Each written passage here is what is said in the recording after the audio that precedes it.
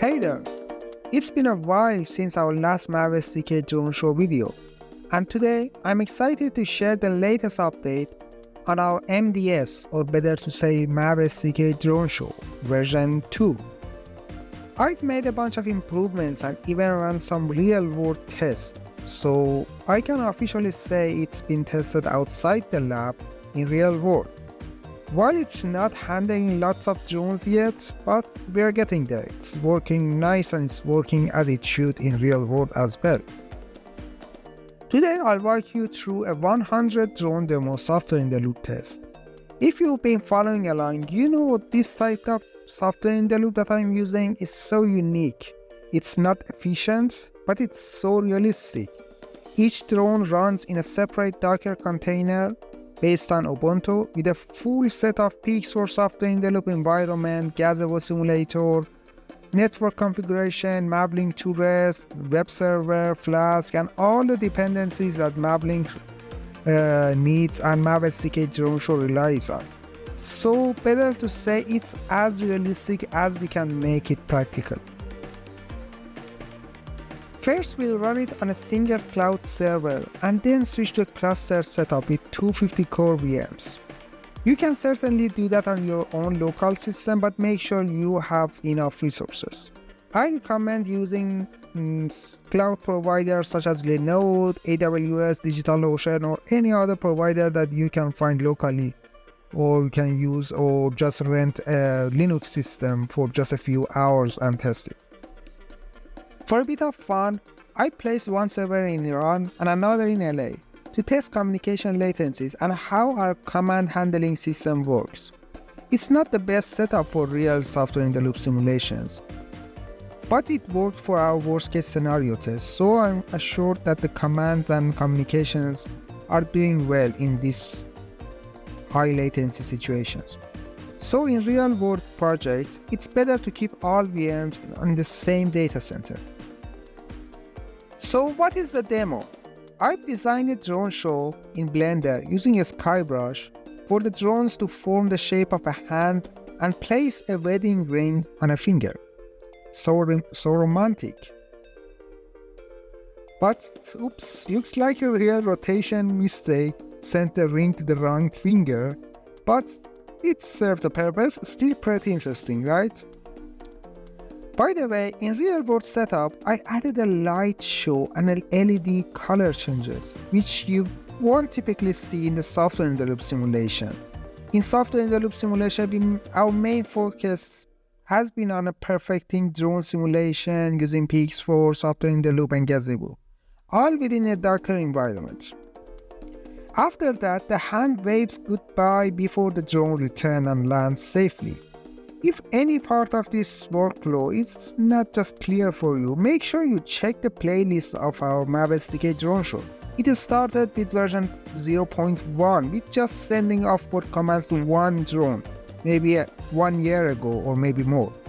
And step by step it improved, and right now we are showing a hand and a wedding ring with 100 drones and even more in a cluster simulation. So if you think any part of this workflow is missing or it's not clear for you, make sure you follow the documentation and follow the last 8 or 9 videos in this playlist. Ready to see how it works? Okay, let's jump in and see. First of all, what I like to emphasize is that all the knowledge you need to run and work on this project is already available in this GitHub repository. But keep in mind, by the time you're watching this video, many of these steps or features or documentation might have changed. Now we are going to run the software in the loop with the version 2 demo. So make sure you are always up to date and you check the latest documentation in this folder, which is docs. So go ahead and open the version 2 documentation software in the loop. And now we're going to walk you through all the steps in this documentation. First step is to make sure you have a server or a cloud computer that is able to run and has the minimum requirement for this project. You can use any cloud service provider such as Linode, DigitalOcean, AWS.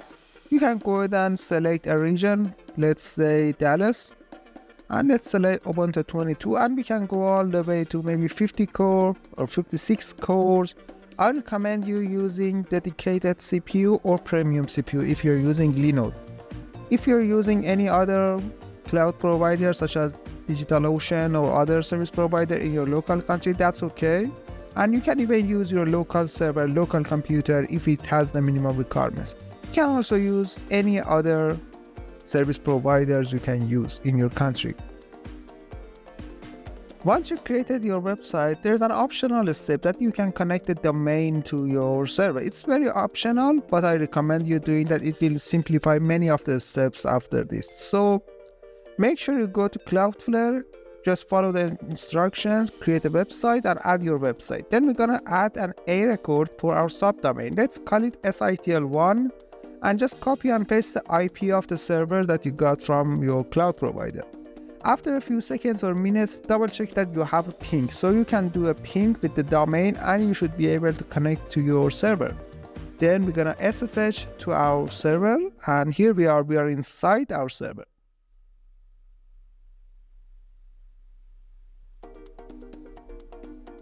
Next step is to just update the package repositories and install some prerequisites such as Python and Python virtual environment and so on.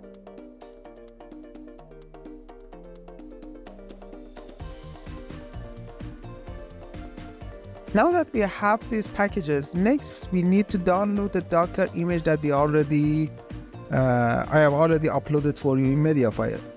Since Mediafire doesn't allow you anymore to directly download to Linux using Mediafire DL package, go ahead as a workaround, maybe it's just a temporary workaround, go ahead and click on the link, open in Mediafire, start the download, then pause the download, and copy the link you got from the download, your download from Mediafire, and then use the wget command. Make sure you're in the home directory and type wget and the URL, temporary URL that you got from Mediafire. It's just a workaround. After the file that downloaded, double check that it is available in your home directory. And now we need to install docker.io.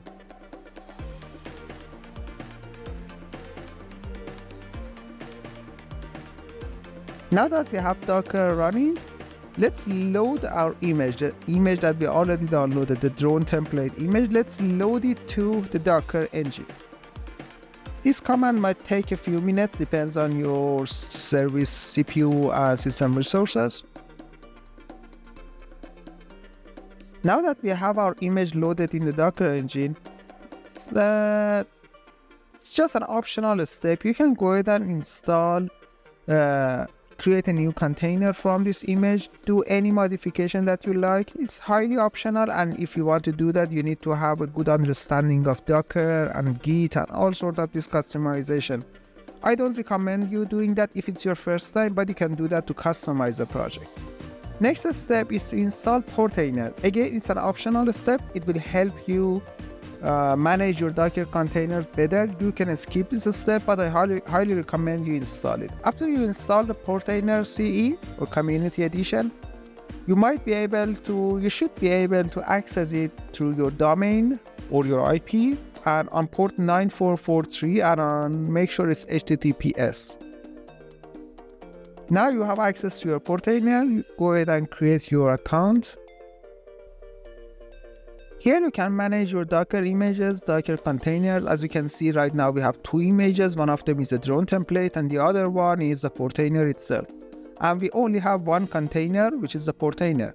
When we create the drones, they all appear here as separate containers.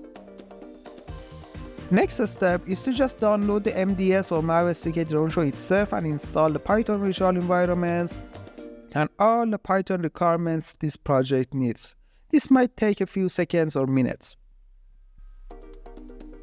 Okay, another optional step is to install the Mavlink router. If you're going to use a Q ground control or you have any remote ground stations, you need Mavlink router to route these Mavlink packets from your server to the remote Q ground control station. So again, it's optional but very much recommended. Go ahead and copy this command and all the steps happen automatically for you, and Mavlink router will be cloned, built and installed. Okay, now we need to run our web server. So the Swarm dashboard is based on React, and so it needs Node.js and NPM for package management. Go ahead and use the official download instruction. I recommend you using version 20 and we select Linux and use NVM for Node version management. Just run the first command. It will get the required files. Once the first command is completed, you should either source the bash RC or just exit your SSH session and log in again. Now go ahead and copy the next 3 commands. You should get the results after the installation. You should get the versions that have been installed. Okay, done. Now we have Node, NPM, package management, everything ready. So now we will install our React dependencies and packages. Simply copy these commands and using npm install, it will start download all the dependency and packages that our React ground station needs. Okay, now it's done. Now we need to run our web server. Just copy and paste this bash script. And remember, this --SITL means that we are running on SITL or software in the loop version. If it's your first time running this ground station, it will ask you for your server IP. It should be an accessible server from IP for your server. So it should be the public server IP you get from Linode or your cloud provider. Then wait a few seconds, especially if it's your first time, it will take a few minutes maybe. The down section, the down terminal is the backend running Flask web server, and the upper section is the terminal for your React application. After a few minutes, you should be able to access it on port 3000. So you should go to your domain or your IP, and on port 3000, on HTTP, now you have the ground station or Swarm dashboard ready here. But there's no drones yet. So we all have the configuration. We have the Swarm dashboards, mission drone show design, drone swarm design, mission config, and 3D environment, everything loaded here, but still no drones are connected.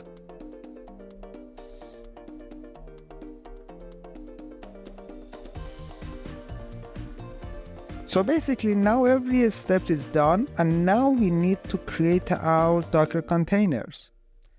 Again, if you want to change anything, you want to customize anything, make sure you have a good understanding of Docker, and here you can change any configuration that you like.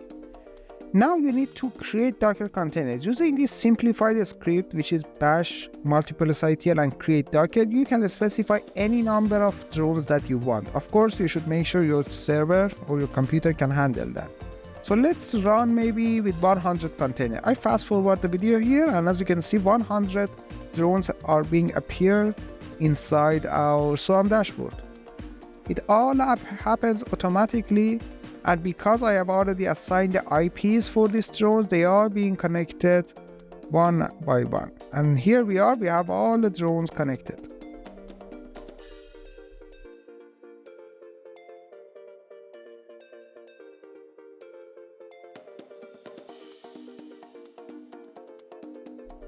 Now that we have successfully simulated 100 drones on one single server, let's make it more fun and do it on 2 servers or even more. Now we're gonna create another server in Linode or any other place that you like, and then basically you need to run all the steps that you've done on your first server again on the other server that you have created right now. The only difference is that we're gonna use another subdomain, which is SITL2 instead of SITL1, and we don't need to run the web server anymore because we're gonna run the web server on the first server only. The second server or third server just gonna simulate a bunch of drones, not the web server UI or anything else. The only other thing that is different, you're gonna make sure you're gonna route these 2 servers together.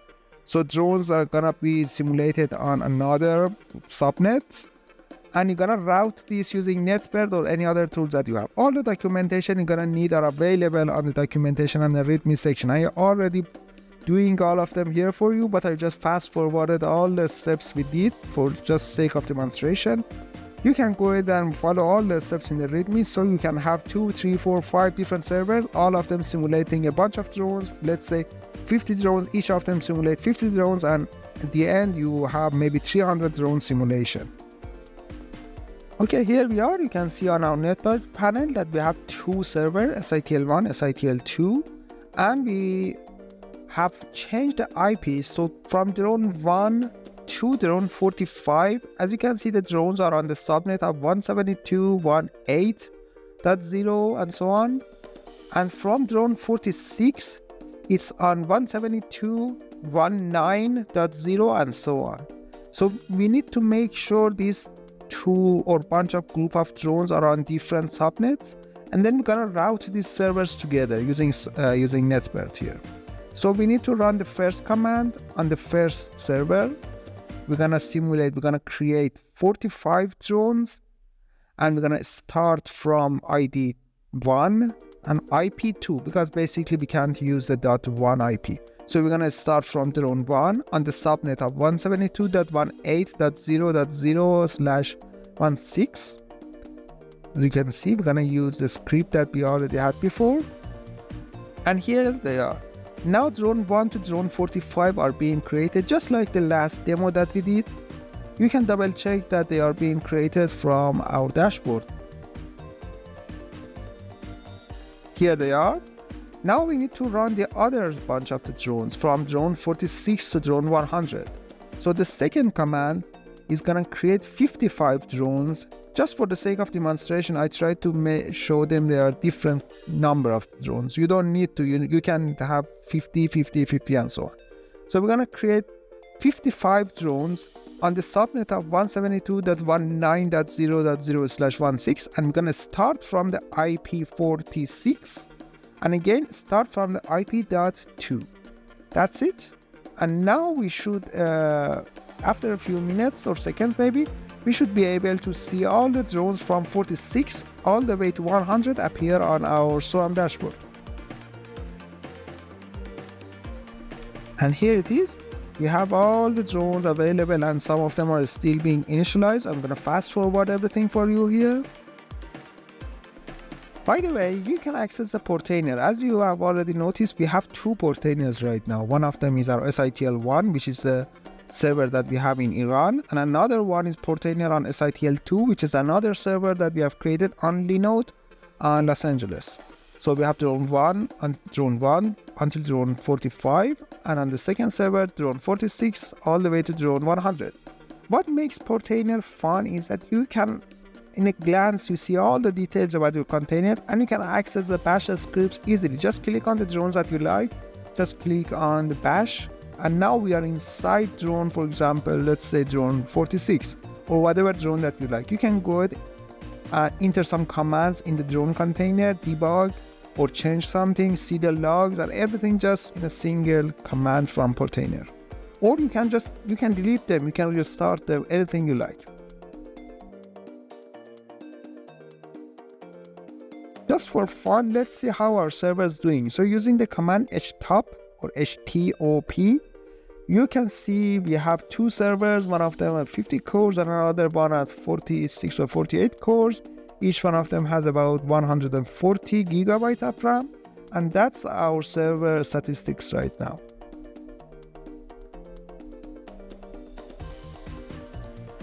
You can also connect the QGC. If you install the Mavlink router and follow the documentation, you will have 100 drones on QGC as well. But just bear in mind that QGC is not designed for having bunch of drones in that. So you might get lots of messages. For example, imagine 100 times it's going to say that the off mode is selected, or it's going to say 100 times that drone 2 is armed. So it's very annoying with a large number of drones. Okay, let's go ahead and trigger a mission. From the SOAM dashboard, you can use the action to just send the takeoff commands, land commands, or use this mission control, which is sending the drone show command. You confirm the time that you want to trigger the drones. As you can see, we send the commands, and all the drones successfully got the commands, and now they are all in armed mode. This armed mode that means that they know and they have received the mission, and they are waiting for the trigger time. It should be about 20 seconds or so. After the time of the show has arrived, all of them would go suddenly to the triggered mode. Okay, here it is. As you can see, all of them went to the trigger mode, and the modes are changing on the QGC on the right panel, as you can see. And we have the live view on QGC. Some of them, as I told you, because of the latency issues, have sometimes disconnect from QGC and again reconnect. But overall, that serves the purpose. You can see the drones.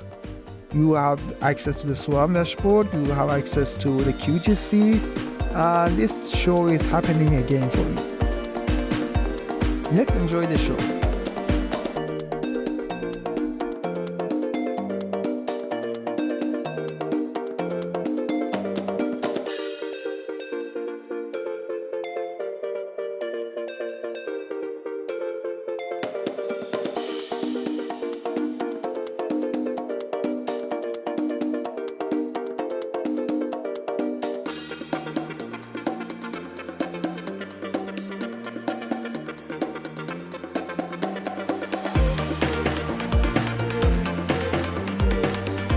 And there you have it. That's the latest from Mavsdk Drone Show.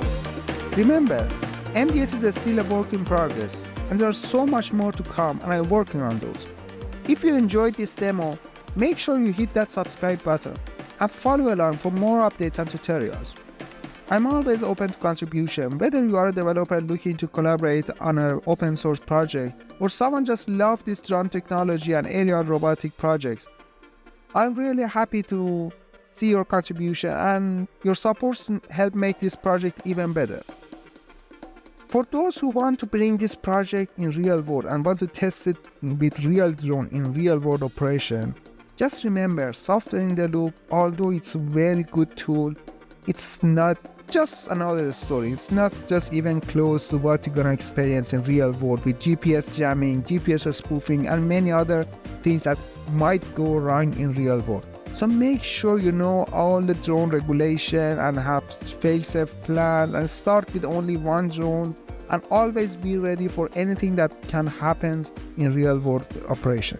Because drone shows rely on GPS a lot, and these days GPS jamming and GPS spoofing can happen. This is just one of the parameters that can go wrong in real world. And if you need assistance with your implementation, or you just want to go more serious, you want to do some customization in your drone show, or just want to start your drone show project or drone swarm projects, or just want to chat about your drone projects, feel free to reach out to me on LinkedIn or email. Thanks for watching. I can't wait to see what you're going to create with this MDS. Until next time, happy flying.